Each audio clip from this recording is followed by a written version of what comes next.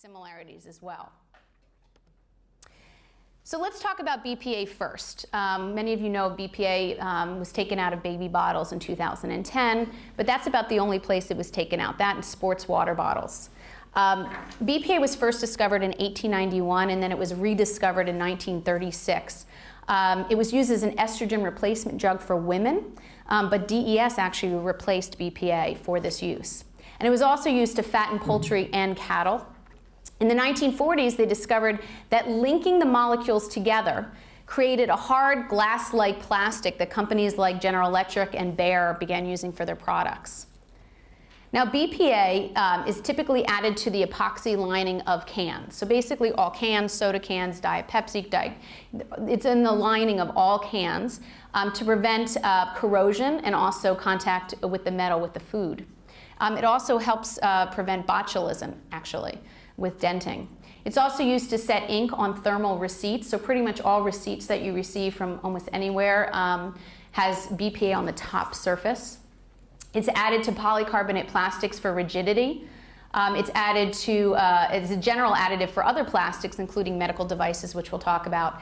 And it's used as a sealant in dental procedures. Almost everyone in this room has had BPA put on their teeth.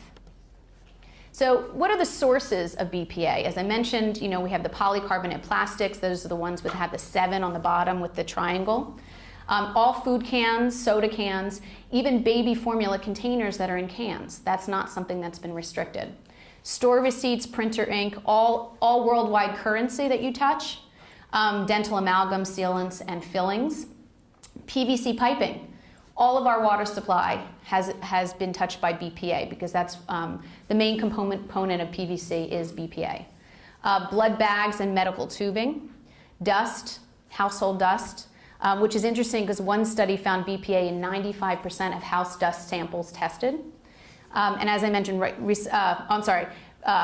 receipts and also recycled paper. So for instance, all those pizza boxes we use and get pizza from pizza stores, they're actually made from recycled paper, which is usually newspapers and receipts that have BPA in the ink and on top of the receipts, as well as in paints.